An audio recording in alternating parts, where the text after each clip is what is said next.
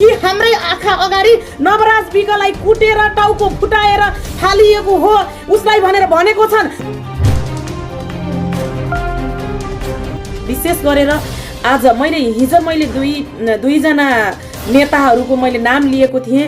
रुकुमको विशेष गरेर जनयुद्धमा अनि एकदमै अहिले पनि उहाँ सदनमै हुनुहुन्छ पूर्व गृहमन्त्री जनार्दन शर्माज्यू र अनि शक्ति बस्नेतज्यू। मैले उहाँ दुईजनाको नाम लिएको थिएँ र मैले यो पनि भनेको थिएँ कि जनार्दन शर्माज्यू तपाईको बोली सुन्नको लागि हामी आतुर छौँ कि तपाईले बोल्दै गर्दाखेरि तपाईले फेरि पनि त्यही उच्च जात त्यही जसले घटना घटायो जुन घटनामा संलग्न हुने उच्च जात भनिने साई ठकुरीहरू र अपराधीको पक्षमा बोल्नुहुन्छ कि फेरि जनयुद्ध हाँक्दै गर्दा दलितहरूलाई बन्दुक र झोला भिराएर बोकाएर अनि तिनीहरूको रगत बगाउँदै गएर अनि आज चाहिँ तपाईँ त्यो सत्तामा पुग्दाखेरि ती पीडित परिवारको र ती मृतक आत्माको लागि तपाईँ बोल्नुहुन्छ भनेर मैले हिजो लाइभमा मैले सोधेको थिएँ। तर आज तपाईले प्रतिनिधि सभामा तपाईले बोलेको शब्द आज हामी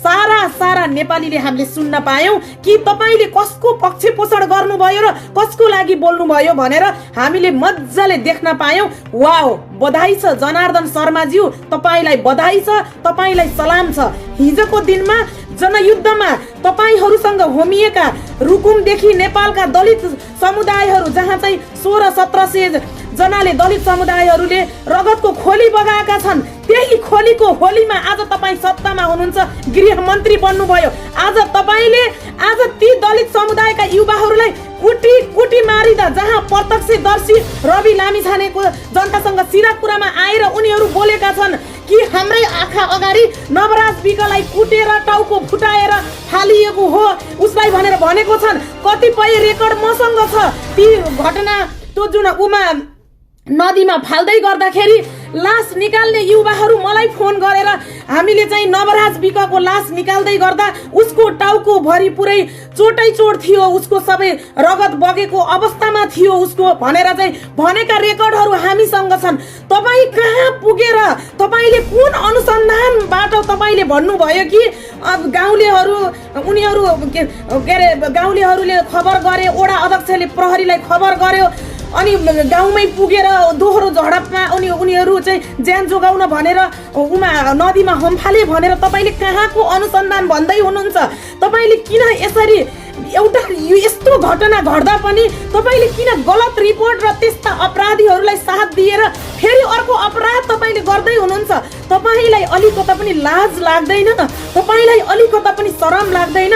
हिजोको जनयुद्ध हाँक्दै गर्दाखेरि ती दलित समुदायसँगै अनि तपाईले हरेक सपना देखाएर अनि सँगै दलित समुदायका रगतहरूमा तपाईले होलीको टीका लगाएर आज यहाँ पुग्दा आज त्यही समुदाय यत्रो घटना हुँदाखेरि आज जातको नाममा प्रेमको नाउँमा आज उनीहरूलाई जिउँदै यसरी मारेर अनि उनीहरूलाई यसरी फालिएको छ। त्यो घटनाले तपाईलाई यस्तो कुराहरू बोल्न अलिकता पनि तपाईको आत्माले कसरी दिन्छ? कसरी तपाईको वाक्य फुट्छ? हामीलाई त यस्तो बनाइसक्यो कि मर्ने मरेर गए, मारिए, तर तपाईहरूले फेरि पनि त्यस्ता अपराधीहरूलाई यो घटनामा फेरि पनि अर्को अपराध तपाईहरूले फेरि गर्दै हुनुहुन्छ कि तिनीहरूलाई जोगाएर फेरि पनि उनीहरू आफै नदीमा हम्फालेका हुन्, उनीहरू आफै मरेका हुन् भनेर। यतिसम्म कि तपाईलाई एउटा कुरा त थाहा छ होला नि, जब मान्छे नदीमा हम्फाल्छ, पौडिन जान्दैन अनि नदीमा ठुलो नदीमा हम्फाल्दा त्यो मान्छे कसरी मर्छ? त्यो मान्छे पानी पिएर जब सास फेर्न नसकेर उसले सबै पानी पिएर अनि उसको सास बन्द हुन्छ जनार्दन शर्माज्यू। जबकि त्यहाँ लास निकाल्ने युवाले अनि त्यहाँ देख्ने प्रत्यक्षदर्शीले कसैको पनि त्यो जुन भेरी नदीमा फालिएका लासहरूमा पानीको एक थोपा पनि छैन, न त उनीहरूको पेट फुलेको छ न त केही छ अनि उनीहरूको शरीरभरि चोटै चोट छ। जतिसम्म त्यहाँको प्रत्यक्ष देख्नेहरूले अनि त्यही बाँच्नेहरूले भनिरहेका छन्, सारा गाउँलेहरूले घेरेर ढुङ्गाहरू प्रहार गरेर उनीहरूलाई कुटी मारेको हो र कुट्दै गर्दाखेरि अनि रगतको भल सहित अनि शरीरभरि चोटै लिएर उनीहरू यसरी चाहिँ मिडियामा आएका छन्, उनीहरू बोलेका छन्। तपाईले कसरी भन्न सक्नुहुन्छ यस्तो कुरा?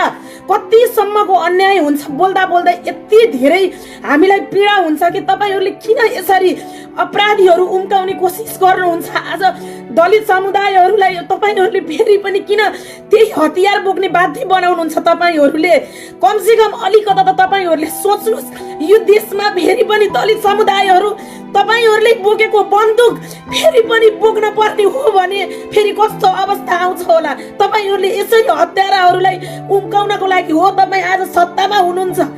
तपाईँको ससुरा